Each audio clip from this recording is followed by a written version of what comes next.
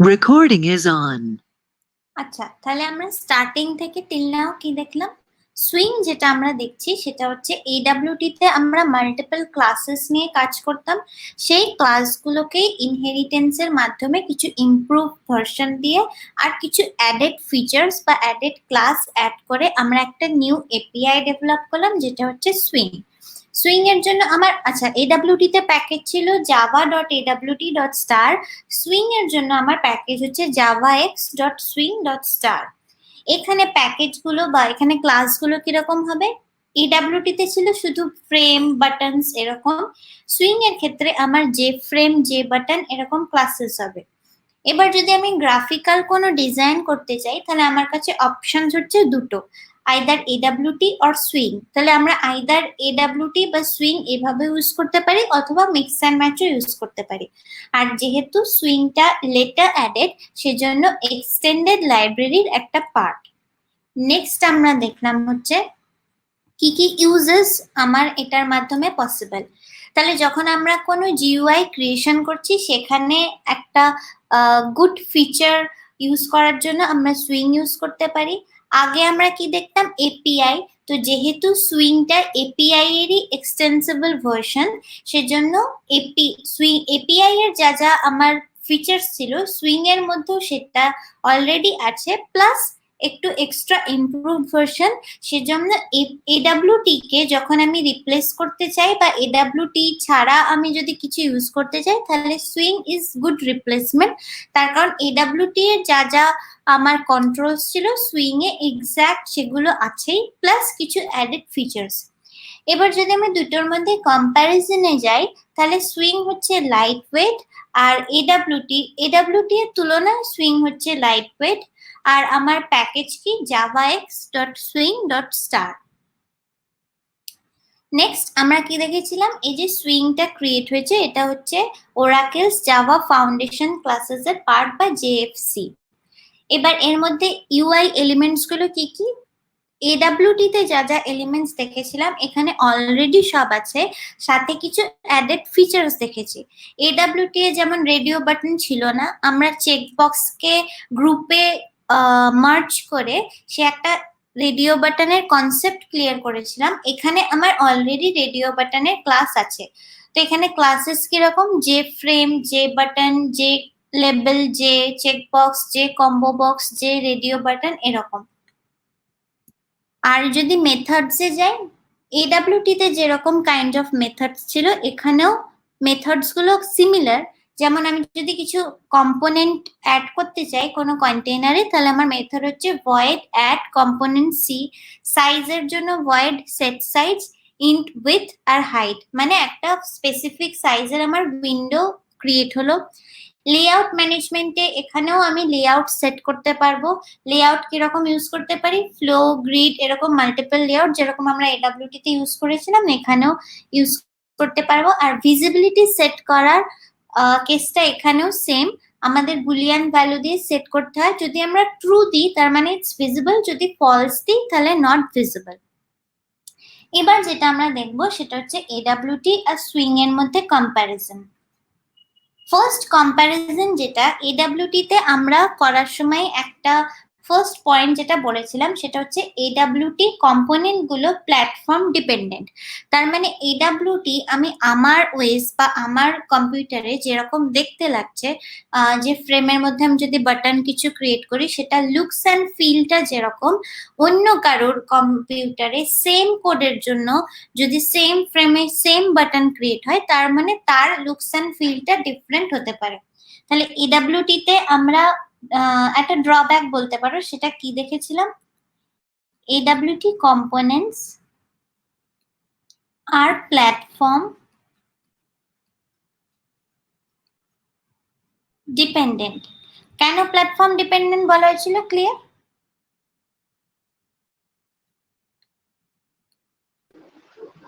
Ma'am আরেকবার এটা বলবেন, শুনতে পাইনি। আচ্ছা, এডাব্লিউটি তে যখন আমরা কাজ করছিলাম, এডাব্লিউটি স্টার্টিং এ যখন আমরা ফ্রেমের মধ্যে বাটনস অ্যাড করে কাজ করছিলাম, আমরা কি বলেছিলাম যে এডাব্লিউটি এর এই যে কন্টেইনার কম্পোনেন্ট এগুলো কিন্তু প্ল্যাটফর্ম ডিপেন্ডেন্ট। তার মানে আমার কম্পিউটারে আমার ওএসে এটার লুকস অ্যান্ড ফিল যেরকম, সেম বাটন ফ্রেমের জন্য লুকস অ্যান্ড ফিলটা ডিফারেন্ট হবে যদি এটা অন্য কোনো ওএস বা অন্য কোনো প্ল্যাটফর্মে তৈরি হয়। দ্যাটস ওয়াই আমরা এডাব্লিউটি কে প্ল্যাটফর্ম ডিপেন্ডেন্ট বলি। ক্লিয়ার? Yes ma'am. ওকে, তাহলে এডাব্লিউটি তে প্ল্যাটফর্ম ডিপেন্ডেন্ট, জাভার সুইংস এর ক্ষেত্রে সেটা অ্যাডেড ফিচার কি, এখানে প্ল্যাটফর্ম ডিপেন্ডেন্সি নেই, মানে এটা প্ল্যাটফর্ম ইন্ডিপেন্ডেন্ট।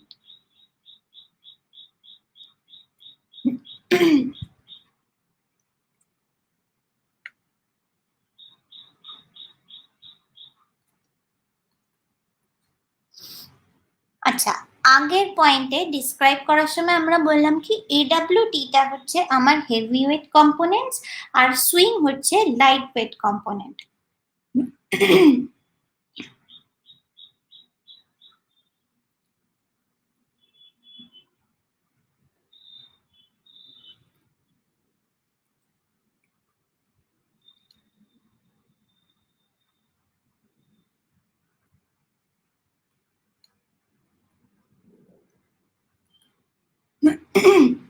সুইং হচ্ছে লাইট ওয়েট। এবার হেভি ওয়েট আর লাইট ওয়েট কেন? যখন আমি এডাব্লিউটি নিয়ে কাজ করছি, এডাব্লিউটি আমার ওএস এর মধ্যে যে লাইব্রেরি গুলো সেগুলো ইউজ করে, দ্যাটস ওয়াই এডাব্লিউটি কম্পোনেন্টস গুলো হেভি ওয়েট। কিন্তু সুইংস এর ক্ষেত্রে সেরকম ব্যাপার নেই, that's why swing light weight. Clear?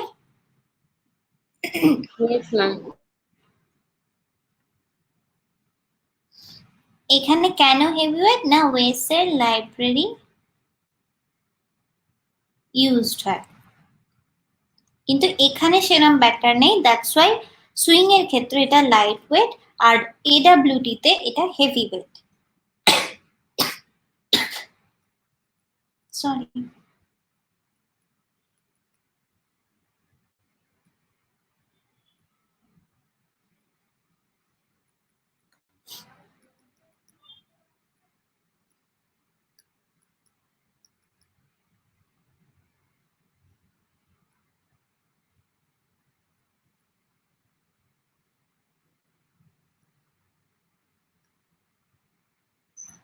আচ্ছা, এডাব্লিউটি আর সুইং এ এডাব্লিউটি তে আমরা কি দেখেছিলাম, কম্পোনেন্টস গুলো তার নাম্বার লিমিটেড।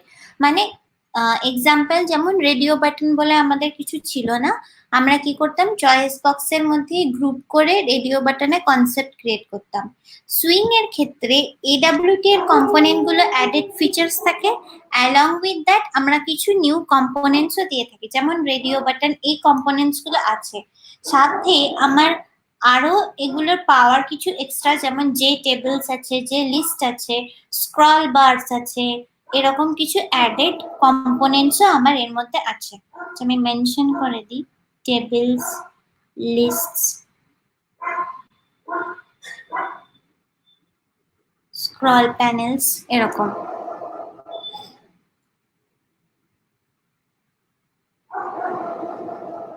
আচ্ছা, আরেকটা পয়েন্ট আমি এখানে দিয়ে দিই।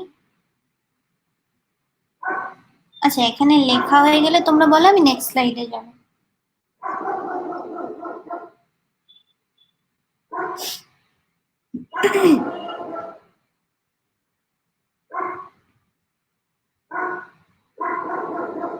ম্যাম নিচে কোনো টেবিলস লিস্ট, তারপর ম্যাম ওটা কি লিখেছেন, স্ক্রল প্যানেল? হ্যাঁ হ্যাঁ,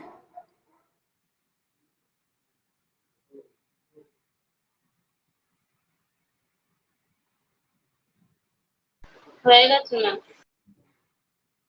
নেক্সট স্লাইডে যাই। Yes ma'am. ওকে,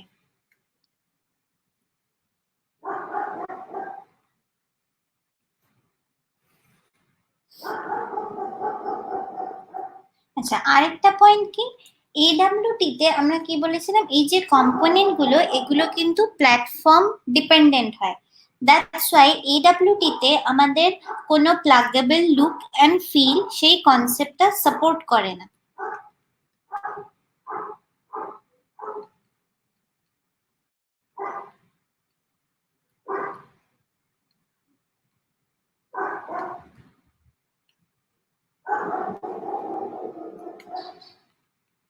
কিন্তু সুইংস এর ক্ষেত্রে প্লাগেবল লুক অ্যান্ড ফিল এই কনসেপ্টটা সাপোর্ট হয়।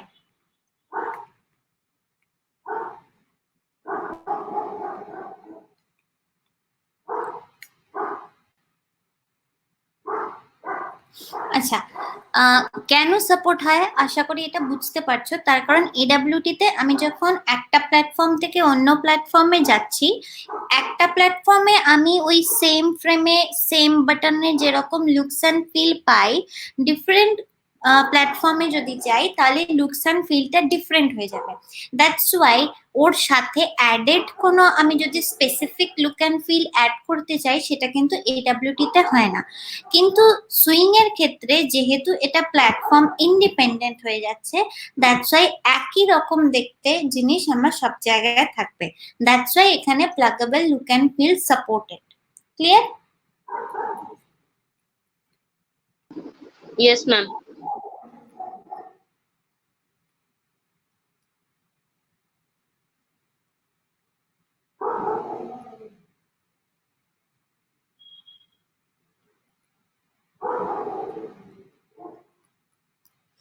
আচ্ছা, আর হচ্ছে কি এডাব্লিউটি তে এমবিসি ফলো হয় না, কিন্তু সুইং এর ক্ষেত্রে এমবিসি ফলো হয়।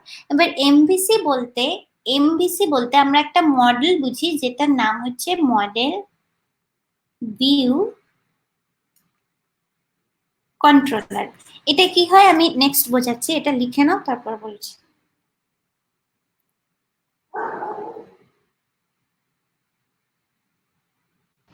হয়ে গেছে ম্যাম।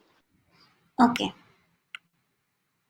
তাহলে আমরা গেলাম হচ্ছে এমভিসি। এমভিসি তে কি হয়, M for model, V for view, আর সি ফর কন্ট্রোলার। এবার মডেল যেটা,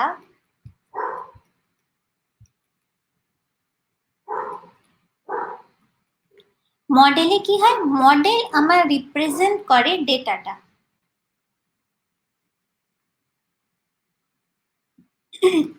ম্যাম ওখানে এডাব্লিউটি আর স্ট্রিংস এ কি ম্যাম 8 পয়েন্টস আছে না ম্যাম ওই কটাই? না, কমপ্লিট। Okay ma'am. আচ্ছা, ভিউতে কি হয়, ভিউতে আমরা যে রিপ্রেজেন্টেশনটা দেখি, সে আমি এক্সাম্পল দিচ্ছি, ডেটা, ভিউ আর কন্ট্রোলিং সব মিলিয়ে আমি একটা এক্সাম্পল দিচ্ছি।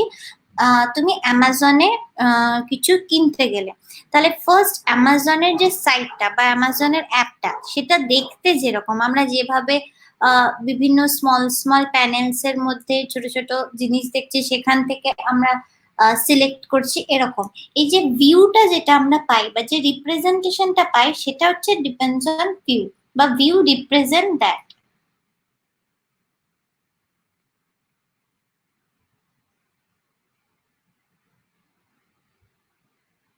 এবার কন্ট্রোলার হচ্ছে আমাদের এই যে ইন্টারফেস আছে, এই ইন্টারফেস হিসেবে কাজ করে বিটুইন কোন দুটো মডেল আর ভিউ এর মধ্যে।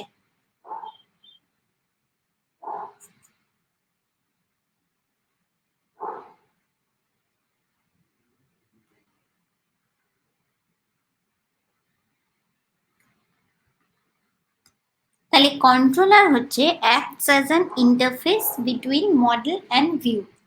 এবার কিরকম কাজ হচ্ছে সেটা আমরা নেক্সট দেখছি।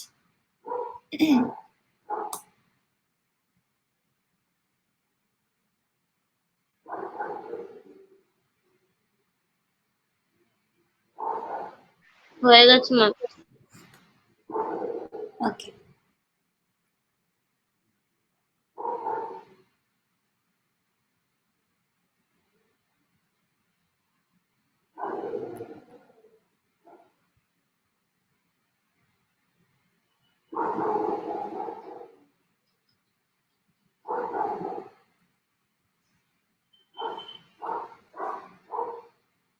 মডেলে আমরা কি বলেছিলাম, ডেটা বা ডেটা স্ট্রাকচার যেটা। ভিউতে কি ছিল, ইউজার ইন্টারফেস যেটা যেটা রিপ্রেজেন্টেশন, ডিফাইন ইউআই। কন্ট্রোলারের ক্ষেত্রে কি ছিল, আমাদের যে কন্ট্রোল লজিকটা কাজ করে বিটুইন মডেল অ্যান্ড ভিউ, সেটা বা ইন্টারফেস বলতে পারো। এবার মডেল আর ভিউ, তার মানে মডেলে কি হচ্ছে ডেটা, ভিউতে হচ্ছে আমার ইউআই। তাহলে আমি এক্সাম্পল দিয়েছিলাম যেটা, যে আমরা অ্যামাজনে কিছু কিনছি, তাহলে অ্যামাজনে যখনই আমি একটা অবজেক্ট দেখে সেটা অ্যাড টু কার্ট করলাম, তার মানে আমার ডেটাবেসে ওই জিনিসটা আপডেট হলো, সো ইটস আপডেট। এবার কন্ট্রোলার আর মডেলের মধ্যে রিলেশনটা কি, মডেলে হচ্ছে আমার ডেটা স্ট্রাকচারটা তো, বা ডেটাটা, তাহলে ডেটা আর কন্ট্রোলার মানে যখন আমি যে লজিকটা ইউজ করছি, যে যেমন আমি কিছু জিনিস অ্যাড করলাম, সেটা কন্ট্রোলারের কাছে গেল, তার মানে আমি কি এটা বাই করতে ইন্টারেস্টেড বা বাই করছি, তাহলে এই যে ডেটা স্ট্রাকচারে যেটা হবে সেটা তাহলে আমার কন্ট্রোলারের হেল্পে ম্যানিপুলেট হচ্ছে, ডেটাটা আমার কন্ট্রোলারের হেল্পে ম্যানিপুলেট হচ্ছে। এবার এখানে রিলেশনটা কি, ইউজার ইন্টারফেস থেকে আমি সে অ্যাড টু কার্ট করলাম, তার মানে ইউজার আমার কোনো ইনপুট প্রোভাইড করলো কন্ট্রোলারকে, এবার কন্ট্রোলার সামটাইম ডিরেক্টলি ভিউতে কোনো কিছু আপডেট, সে আমার কোনো মেসেজ জেনারেট হলো বা কিছু, সেগুলো তাহলে ডাইরেক্টলি আপডেট হয়। ক্লিয়ার যে আমার এমভিসি মডেলটা কি? এটা বেসিক্যালি আমার একটা যে আর্কিটেকচার এখানে আমি রিপ্রেজেন্ট করলাম,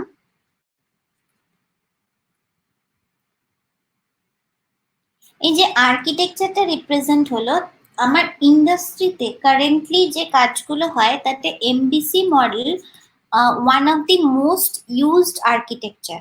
তার কারণ হচ্ছে এই যে তিনটে কম্পোনেন্ট, মডেল, ভিউ আর কন্ট্রোলার, তিনটে সেপারেটেড, তিনটে লজিক সেপারেটেড, জাস্ট আমি কম্বাইন করে কাজ করি। তাহলে যখন আমি কোনো ইন্ডাস্ট্রি স্ট্যান্ডার্ড ওয়েব ডেভেলপমেন্ট কোনো ফ্রেম নিয়ে কাজ করছি, তখন আমার এমভিসি সব থেকে বেশি ইউজড। ক্লিয়ার?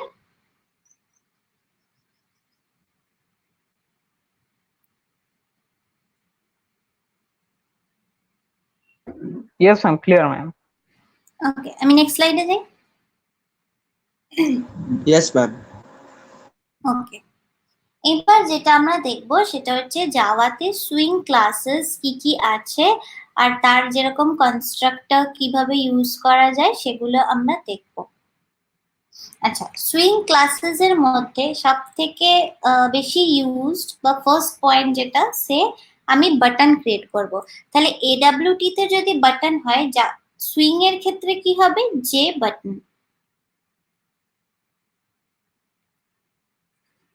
তাহলে যখন আমি যে বাটন ক্লাস ইউজ করছি, তাহলে আমার ক্রিয়েট কি হবে, বাটন।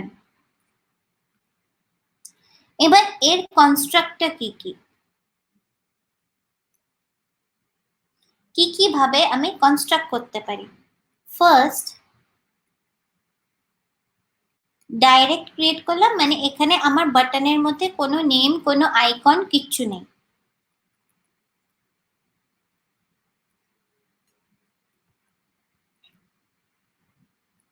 এখানে আমি যে বাটনটা ক্রিয়েট করছি তার নামটা অলরেডি বাটনে দিয়ে দেবো।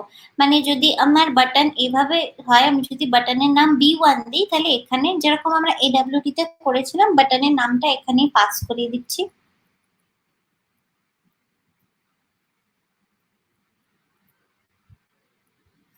এবার অনেক ক্ষেত্রে বাটনে দেখতে পারো কিছু আইকন হয়তো ভিজিবল, এখানে কোনো একটা আইকন হয়তো বাটনের মধ্যে রিপ্রেজেন্ট হচ্ছে, সেই আইকনটা যদি আমি এখানে পাস করাই, তাহলে আমার বাটনটা ক্রিয়েশন এভাবে হবে যে বাটনের মধ্যে আমার একটা icon visible.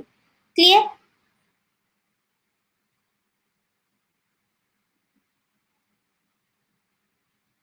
Yes, ma'am. Next স্লাইডে যাই। हम लिख रहा हूँ मैम। ওকে,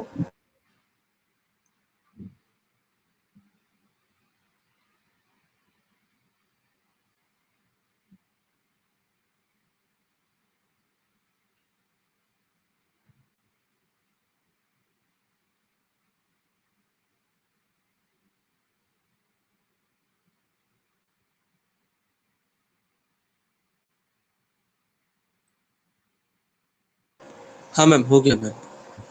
ওকে। এবার হচ্ছে যে বাটনের ওপর আমার মেথডস কি কি আছে, সে আমি বাটনের নামটা পরে সেট করতে চাই, তাহলে তখন আমার মেথড কি সেট টেক্সট। Hello ma'am. হ্যাঁ বলো। ম্যাম বলছি যে আপনি আগের স্লাইডটা দেখাবেন, ওই যেখানে আপনি মুভ আর কন্ট্রোলারের ওটা দেখাচ্ছিলেন ওটা। হ্যাঁ ওকে। আমি লিফট করে গেছিলাম না। হ্যাঁ ওকে ওকে। তাহলে আমি যখন মেথডস করছি বাটনের ওপর, তাহলে আমার কি কি, একটা হচ্ছে সেট টেক্সট। তাহলে সেট টেক্সট কখন, যদি আমি বাটনের টেক্সটটা সেট করতে চাই, to set the text of button. এবার যদি আমি গেট টেক্সট ইউজ করি, তাহলে আমি কি হবে, ওই যে টেক্সটটা সেট করেছি বা যে নামটা বাটনের মধ্যে আছে সেটা ভিজিবল হবে। To get the text of the button. Clear? Ma'am আরেকবার বলে দেবেন এটা। আচ্ছা, আমরা বেসিক্যালি যে বাটন দেখছিলাম, যে বাটন যখন আমি ইউজ করি তাহলে আমি বাটন ক্রিয়েট করছি।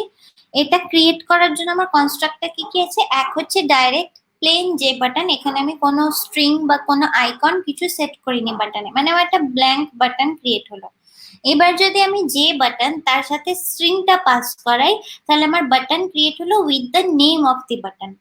এবার অনেক সময় তোমরা বাটনে এরকমও দেখবে যে বাটনের মধ্যে কোনো একটা আইকন শো হচ্ছে, সেক্ষেত্রে আমরা যে বাটন আইকন মানে আইকনটা যদি পাস করি, তাহলে আমার বাটন যেটা ক্রিয়েট হবে তার মধ্যে আইকনটা ভিজিবল।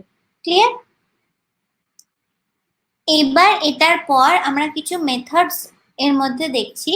তাহলে ফার্স্ট মেথড কি ইউজ করেছি, একটা সেট টেক্সট, একটা গেট টেক্সট। সেট টেক্সটে আমি যদি স্ট্রিংটা পাস করাই, ইট মিনস আমরা বাটনের যে টেক্সটটা সেটা পরে সেট করলাম। আর যদি গেট টেক্সট ইউজ করি, তাহলে বাটনে কি টেক্সট আছে, বাটনের মধ্যে কি টেক্সট আছে সেটা জানার জন্য আমরা পরে গেট টেক্সট ইউজ করতে পারি। এবার ক্লিয়ার? হ্যাঁ ম্যাম।